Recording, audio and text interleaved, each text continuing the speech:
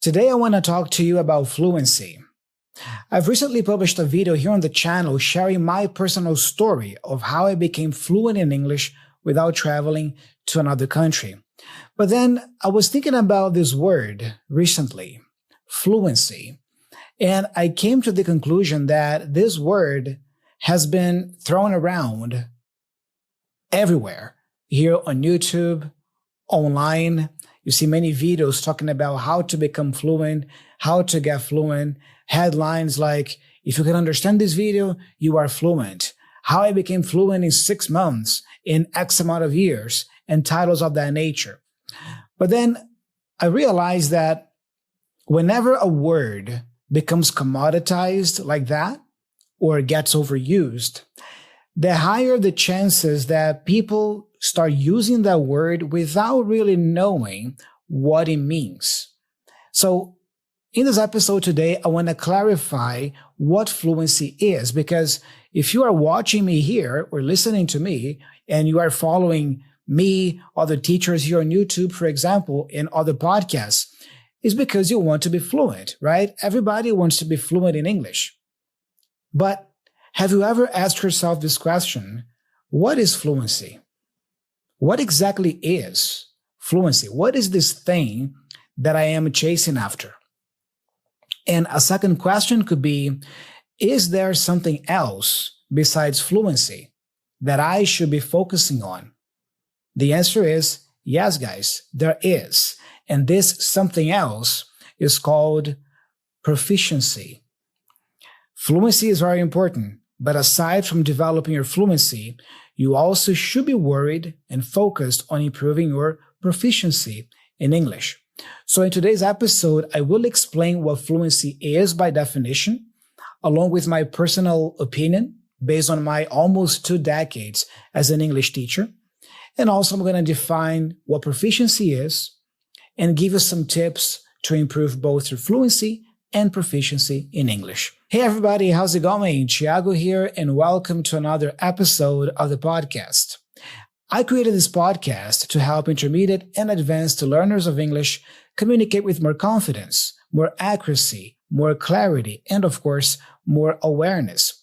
If this sounds like something you want for yourself in your English, subscribe if you are on YouTube so you can follow the channel and all the videos here, or if you are listening on Spotify or Apple Podcasts, follow the show so you don't miss a single new episode. So let me start by answering this question. What is fluency? Guys, whenever I think about fluency, I think of flow, fluidity, or fluidity. In fact, I looked up the etymology of this word, and apparently this word, fluency, comes from the Latin fluentia, or fluere, which means to flow freely. I hope I'm pronouncing the Latin version here correct, but to flow freely. You see, to flow freely. I also looked up some synonyms for fluency. Eloquent, actually fluent. Synonyms for fluent. We have eloquent, very good. Vocal, easy, effortless, liquid, smooth. You see, so most synonyms here have to do with something that is easy, smooth, effortless. Okay? And in doing the research, I actually came across this very nice article written by a teacher. I believe he's an American teacher. I will link the article here in the description of the video for you to check it out later and read it in its entirety, and also in the show notes. But I really like how he defined fluency here. Listen, fluency is the flow of your speech. It is the ability to speak at a consistent rhythm on a variety of topics in real time. It's speaking comfortably, which means with minimal pauses and minimal hesitation. So if you can communicate, if you can speak with a certain degree of naturalness, smoothness, right? It flows, and you don't pause too much, you don't hesitate too much, that is fluency. You are communicating fluently. So I think it's important to mention here that fluency is not this thing, this one entity, this one thing that you achieve, that you get, fluency. Fluency is more of a spectrum, okay? A spectrum. You can be just a little fluent in a language. You can be moderately fluent. And of course, you can be highly fluent in a language. Also, there is this thing about situational fluency, right? Situational fluency, this concept is about in certain situations, you feel more fluent than others. For example, imagine you are at a party with your friends, and in this party, there are only people who communicate in English. They come from different parts of the world, so they use English as their main language to communicate. Maybe in this party, with your friends there, people you trust, you feel comfortable with, maybe after a few drinks, you feel more loose, more relaxed, you might feel pretty fluent in that party, talking to people, getting to know them, asking about where they're from, telling them about who you are, making new friends there. You might feel very fluent. But what if you are thrown in a business meeting? Now you are at a business meeting and you have to get up there and give a 30-minute presentation to all the stakeholders about the quarterly results of the company.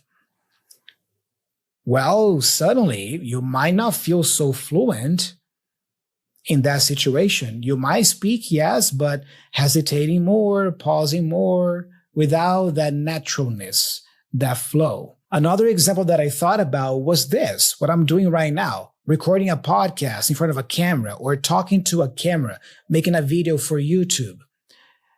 And then I realized that even a native speaker of English who has never made a video before, who has never spoken in front of a camera before, might not feel particularly fluent recording a video for YouTube, for example. That person might forget words because it's a weird scenario, a weird setting. That person might hesitate more, pause more. You see? So fluency is not so much about your language ability in terms of knowledge, of how much you know about the language. It's more about the flow with which you speak across a wide range or variety of situations. Let me give you a couple of examples here to illustrate this even more. Let's pick this question. Can I have some coffee? It's a very simple, straightforward question. Imagine I am not very fluent in English yet. I might ask this question like this. Can I have some coffee? You see, this doesn't sound very fluent. I am pausing too much. I'm hesitating too much. I start saying something, I stop, and then I think of another word. This is not very smooth.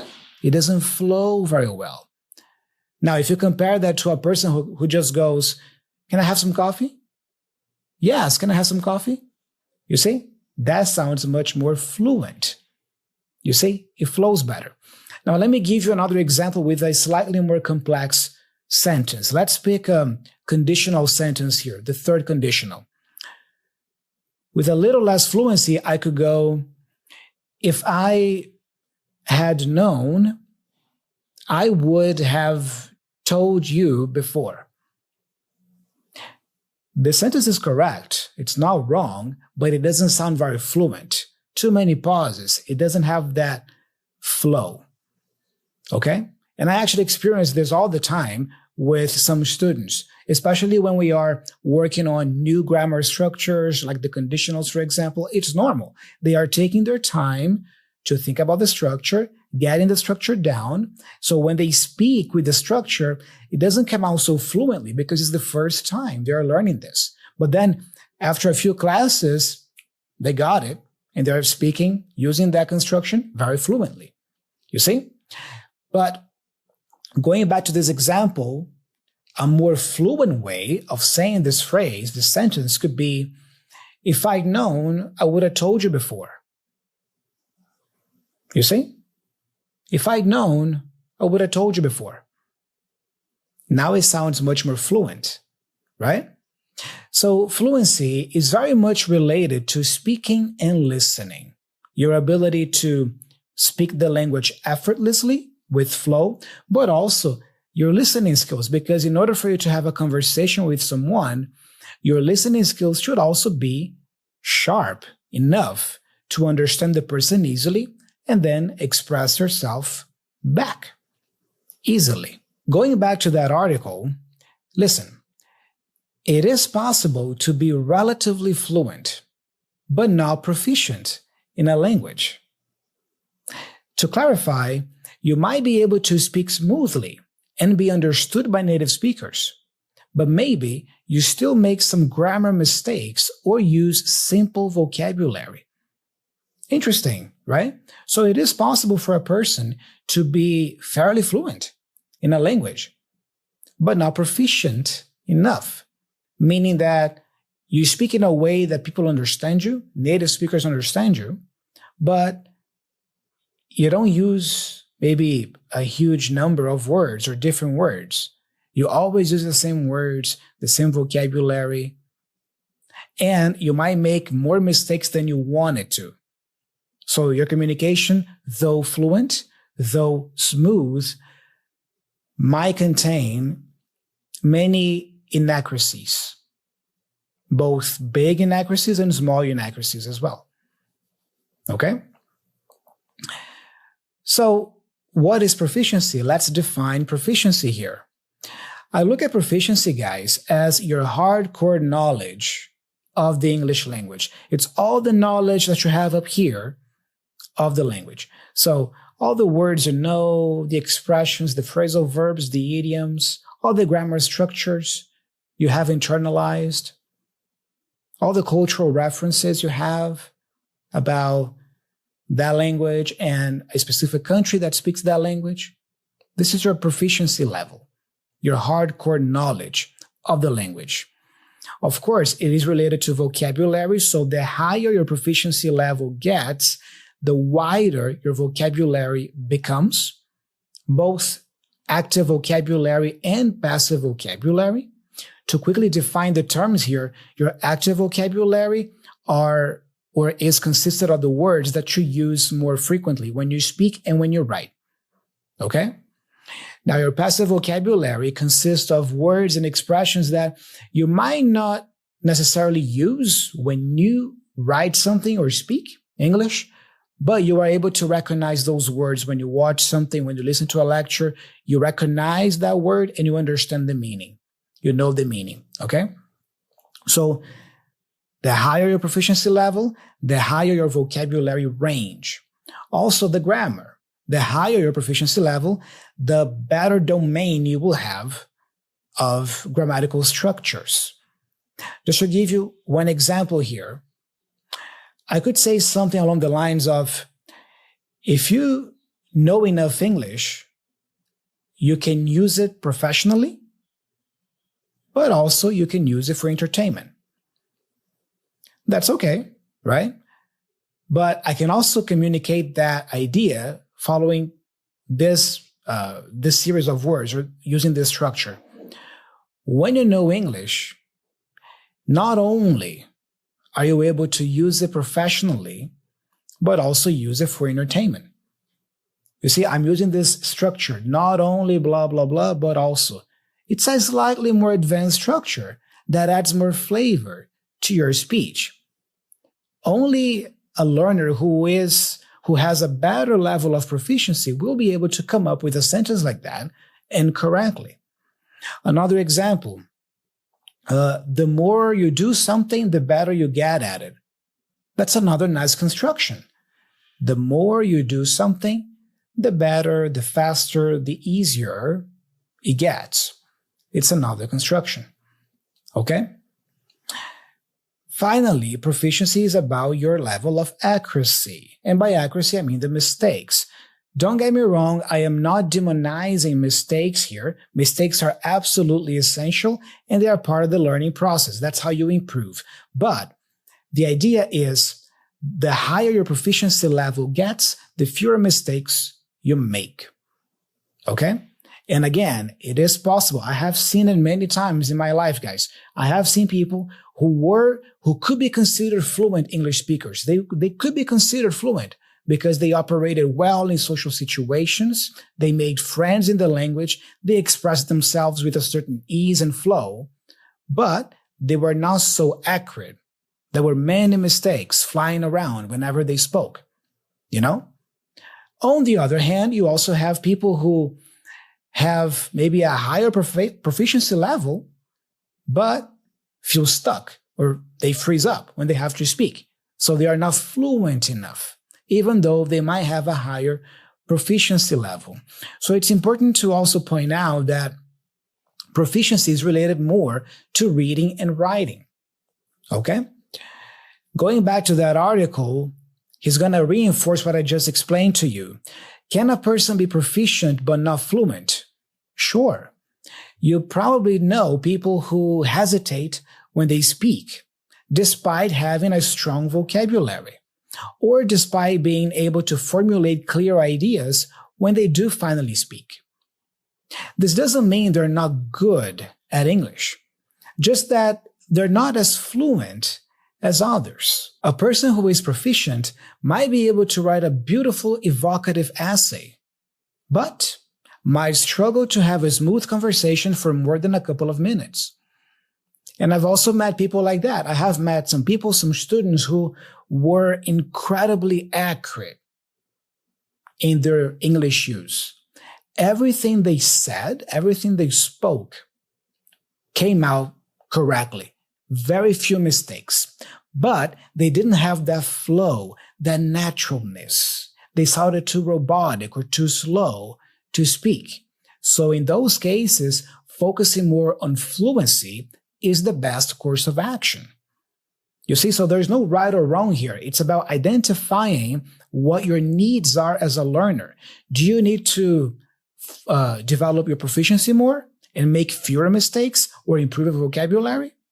Or you need to develop your fluency more, using the language you already know very well, but communicating it a little bit faster and with a better flow. It's about identifying your needs. Let me give you a couple of examples here related to proficiency. Listen to this sentence.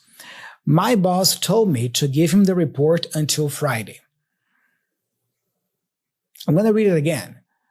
My boss told me to give him the report until Friday. The way I read this sentence sounded pretty fluent, right? No hesitation, no pauses. But what if I said, I was told to hand in the report by Friday? I was told to hand in the report by Friday. I'm communicating the same idea, but in a slightly more advanced or in a slightly higher level. So a person who has a higher level of proficiency would be able to say this. I was told to hand in the report by Friday. In the first example, we have my boss told me. That's a simple past tense. My boss told me. It's pretty simple. It's pretty straightforward. In the second version, I'm saying I was told. I am still using past simple, but now in the passive voice. I am using another grammatical structure, the passive voice. Instead of my boss told me, I'm saying I was told. And instead of to give him the report, I'm saying to hand in the report. I'm using a phrasal verb, hand in, instead of give. And until Friday, people would understand what you mean here, but that's not really the correct preposition. The preposition there, until Friday, sounds a bit off. Okay? Now, by Friday is a better choice. By Friday sounds much more natural, more colloquial. Okay? So, proficiency helps you with this. It helps you use different constructions, different vocabulary, and more accurate word choice. You have more accurate word choice when formulating your sentences. Here's another example. I usually read books before I sleep. There's nothing wrong with this sentence. I usually read books before I sleep. It's 100% correct. Okay? But if you want to maybe communicate this idea from a higher level, you need a higher level of proficiency to be able to do it. For example, I'm used to reading books before falling asleep. I'm used to reading books before falling asleep. So first of all, a learner, in order to be able to come up with the second version, would have to be familiar with this structure. I'm used to doing something. When you are used to doing something, you usually do it. You have the habit. Okay? I'm used to doing something. And notice that instead of saying before I sleep, now I'm saying before falling asleep. So I'm using fall asleep, which is a very common chunk. It makes me sound more natural, more colloquial. And there is accuracy involved here because before is a preposition. So the learner, either consciously or unconsciously, would have to know that after prepositions like before, if you have a verb, that verb needs to be in the ing form. Before falling, not before fall. You see, so it's a combination of using different structures, better vocabulary, and more accurate structures and word selection. That's proficiency. Now, some food for thought. Let me give you some food for thought, guys. I would like you to think about 2 points. The first point is, a small child is usually fluent in their native language, but not necessarily proficient in that language yet. Because remember, fluency is about the flow. I can tell you about my daughter. I have a daughter who is 2.5 to be exact, and she speaks amazing Portuguese. She communicates extremely well for her age. She is a fluent Portuguese speaker already, because she communicates, she expresses herself, what she's thinking. Sometimes I tell her to do something, she questions it, and she gives me reasons why she's going to do something, why she's not going to do something. She actually argues with me sometimes at 2, and she does it very well. So she is a fluent Portuguese speaker. She communicates with fluency because, she doesn't stop to think about what she wants to say. There's no pause, no hesitation. She just goes and it flows naturally. But she's not very proficient in the language yet because she's a toddler. She's still a baby. So she still communicates with simple sentences, simple words.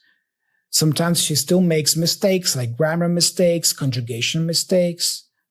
The older she gets, the more mature she becomes, the higher her proficiency in the language becomes.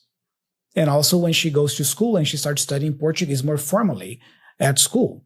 So sometimes I hear things like, oh, you have to learn English like a child would. Okay, I understand the point. The point is maybe make it a more organic process for you, listen a lot, and then try to speak, communicate with simple phrases at first. I get that. But remember that children, while fluent in their first language, not necessarily will be able to operate well in that language if you put the child in another situation. Can you picture a 5-year-old having to give a business presentation in their first language? It's not going to happen. All right? Because that child, even though that child is fluent in that language, that child doesn't have the proficiency level yet that is necessary to perform well in that situation. Okay? So that's the first food for thought, okay? The second food for thought here, the second thing that I want you to think about, guys, is be careful with the term native speaker. Be careful with the term native speaker, because a native speaker of a language is simply a person who speaks that language as their first means of communication. That was the first language that person learned. So the person happened to be born in a country where that language is spoken. That automatically makes that person a native speaker of that language. You are a native speaker of your first language, right? Why am I bringing this up? Because you also have to analyze, let's say, quote unquote, the quality of the native speaker, you know? So the point here is, just because a person is a native speaker of a language doesn't necessarily mean that that is the best person to help you learn that language effectively or to help you become a better communicator. You might have a native speaker of English, for example, who never went to school formally, or who didn't have a lot of formal education at school. So how do you think that person is going to communicate in English? Or maybe it's a person who uses a lot of slang all the time. So would that person be the best example or the best model for you as a learner? Not necessarily. Okay? So you also have to pay attention to that. What kind of native English teacher do I have? Is that person really a teacher? And you know, guys, I have been teaching English now for almost 20 years, and I've had the privilege of working with native English teachers who were wonderful. You know, I have met wonderful native English teachers who really knew what they were doing because they actually were teachers for real. You know, they actually studied to be teachers. They took time to learn more about their own language, understand more about their own language, so they could teach that language more effectively to their students. That's great. Okay? So my point here is be careful with the term native speaker, because native doesn't always mean good. Okay? To close this point, I have here a very nice quote. Even native speakers of English might be fluent, but not very proficient in their own language. So think about that. All right? To wrap up this episode, guys, I want to give you here some tips. First, tips to improve your fluency. So if you feel like you have a lot of knowledge of English already, you know many words, you have good knowledge, you read, you understand, you can write something, great, but you can't speak as well yet, or you feel like you need to improve your flow, here are some tips to improve your fluency. First of all, listen. Before speaking, listen. Listen a lot. A lot. Okay? People don't realize this so much, but listening is very closely linked or related to speaking, guys. If you want to speak a language very well, you got to listen to that language a lot. And I mean a lot. So are you listening to enough English in your days, in your weeks? Think about that. Listen, listen, listen. Okay? I can't stress this enough. As a second step, naturally speak, right? Speak any chance you get. Speak to yourself. Hire a teacher to speak with. Find a friend who has better English than you or who has a similar level than you and practice conversation with that person. Use resources we have nowadays, websites that connect you with other speakers, apps, and so on. Okay? Learn the pronunciation of tricky words. A teacher can help you with that. Learn how to pronounce the main sounds of the English language. A teacher can also help you with that. Or you can learn this stuff on your own with so much free content out there that we have online. Learn word stress and sentence stress. Where exactly do you put the emphasis in a word and in a sentence? I'm actually going to be making an episode about that soon because I think it's such a foundational topic as well, guys. What about connected speech? Learn connected speech. Connected speech is all about cutting the words, cutting the sounds, reducing them, linking them together so you can speak your phrases in a more fluid or fluent manner. The main purpose of connected speech is to make you sound more fluent, is to help you speak with more flow, okay? And not word for word. Record yourself speaking and then listen back. Many people hate the sound of their voices, but guys, get used to hearing yourself talk. Get used to the sound of your voice. This is super powerful. So record yourself talking about a topic on the phone and listen back. Record, listen back, record, listen back. All right? Be comfortable with the sound of your own voice. And here's a crazy idea. Maybe for some of you out there, might not be so crazy, but hear me out. How about starting a YouTube channel? Yeah, you. Start a YouTube channel. Why not?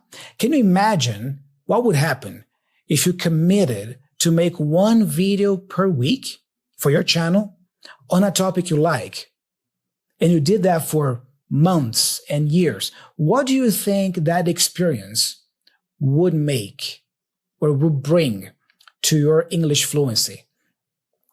I guarantee that that experience alone would improve your English communication, your English speech much more and much faster. So, food for thought. Not everybody needs to have a YouTube channel, but maybe it might be for you. And it's an excellent way for you to improve your speaking skills in English without necessarily having to travel abroad. Start a channel about a topic you like, fully in English, and start talking in English in your videos. That'd be amazing. Now, let me give you some tips to improve your proficiency. First of all, study grammar. Set aside some time in your week to study some grammar. Learn the conditionals, master the conditionals in English, the passive voice. Ooh, I really struggle with prepositions. So, learn prepositions, how to use them. Work on memorizing them. At least the most used ones. All right? Expand your vocabulary to raise your proficiency level, and as a consequence, your fluency. Expand your vocabulary. So, read extensively. Read. And by extensively, I mean everything. Read books, magazines, short stories, academic articles, blog articles online, fiction, nonfiction. Read. The more you read, the more vocabulary you will acquire passively. And of course, you can also be deliberate in your vocabulary building. You can create lists with words you're trying to internalize. You can create sentences with them to practice using them in a sentence. You can use spaced repetition software and websites that help you with this stuff. All right? So be deliberate in your vocabulary acquisition, but also read. Reading is an excellent way for you to improve vocabulary and learn new stuff at the same time. As the expression goes, it kills two birds with one stone, right? You are expanding your vocabulary when you read a book in English, but you're also learning things that might be useful for you and your life. Another great way to improve your proficiency in English is preparing for and taking a proficiency exam. So you can spend a year by yourself or with a teacher preparing for a Cambridge exam, for example, TOEFL or IELTS. And then you take the test. The test is going to return you your score, where you were placed when it comes to proficiency in that language, in this case, in English. Get a teacher to spot your mistakes and show you the topics you need to work on.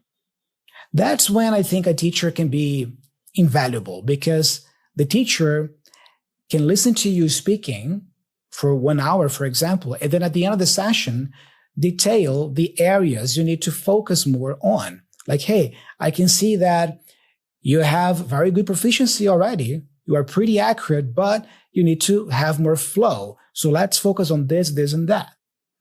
Or I can see that you already speak with some flow. You are quite fluent. Great job. But you are still making a lot of mistakes. And you could be using different words and expressions, but maybe you're not because you don't know them yet. So let's work on expanding your vocabulary range and reducing those numbers of mistakes. In other words, let's work on improving your proficiency level in the language. Okay? Finally, for beginners and pre-intermediate learners, I always recommend focusing on fluency first. If you are a beginner or a pre-intermediate learner, I think focusing more on fluency is the best way to go.